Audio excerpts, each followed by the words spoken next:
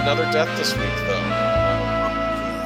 Yeah, this one, you know, I hate to say this. Sometimes we're talking about someone who's 89 years old, and when they live that long, which I think is absolutely wonderful. At the same time, you're like, you haven't seen them in so long. It's like, oh my gosh, you know, I kind of thought they'd already passed, you know? Yeah. Patty Maloney, the 3'11" actress who played the alien Honk on the Sid and Marty Krofft family show Far Out Space Nuts, and Chewbacca's son Lumpy on the long lamented Star Wars Holiday Special has died.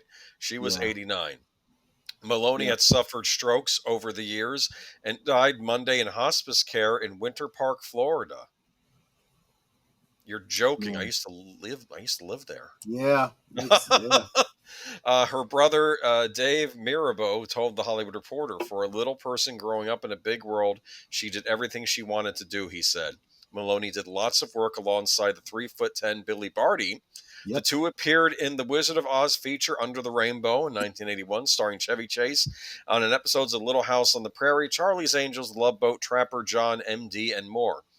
Far Out Space Nuts, starring Bob Denver and Chuck McCann as bumbling maintenance workers turned accidental space travelers, aired for one season in 1975 to 1976 on CBS. Maloney's furry Honk couldn't speak but communicated through a horn on top of its head. What is Far Out Space Nuts? Have you seen this show? Yes. It was one of those Sid and Marty Krofft shows back in the 70s.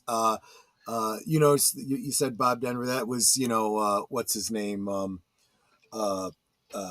Gilligan from Gilligan's Island, which honestly, this was like Gilligan's Island in space.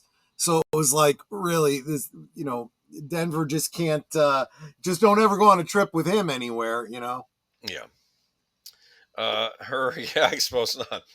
Her extensive dancing and mime skills enabled her to convey full range of emotions for Honk without ever speaking a word of dialogue, and with her facial features utterly obscured and impressive, Hal Erickson noted in his 2007 book, Sid and Marty Krofft, A Critical Study of Saturday Morning Children's Television, 1969 to 1993.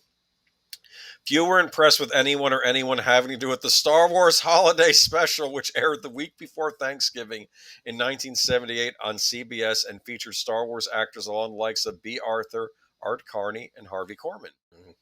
Maloney was central to the family-friendly plot as the son of Chewbacca, played by Peter Matthew, who had originated the role in the first Star Wars film. The special also introduced Chewbacca's father and wife. Her lumpy costume was made of all human hair, which made it very, very warm, she recalled in a 2008 interview. I remember I was doing something on the Towering Inferno, doing a stunt on that, and had to go over after shooting all day to Stan Winston's for the face because he did the head. He did the makeup and the electronics in the head. Look at that. Isn't that fascinating? Yeah. Busy woman. I did not know it was human hair because my understanding was Chewbacca was, I thought it was yak hair. Not that that makes it any better, but I'm just saying that just sounds like expensive. Yeah. But Pat Malone, 89, yes.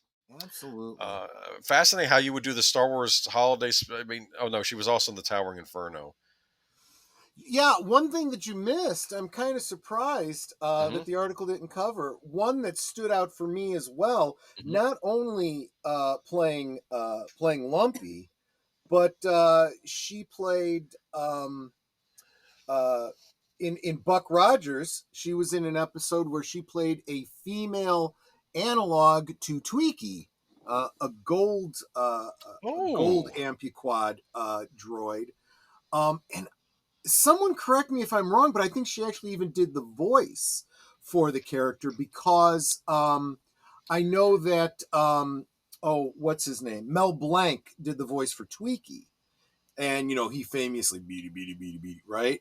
So her thing was booty, booty, booty. And she said it in a very cutesy, girly kind of voice. Like Betty Boop? Kinda, yeah. Betty Boop to his Bugs Bunny. Yeah, I think that's kind of what she was going for. And I was a kid at the time. I thought it was just adorable. I was hoping that she'd be on it more, but you know, she didn't end up being a recurring character. But it was, it stood out in my memory, and I did not realize, of course, that that was the same one from Far Out Space Nuts, as well as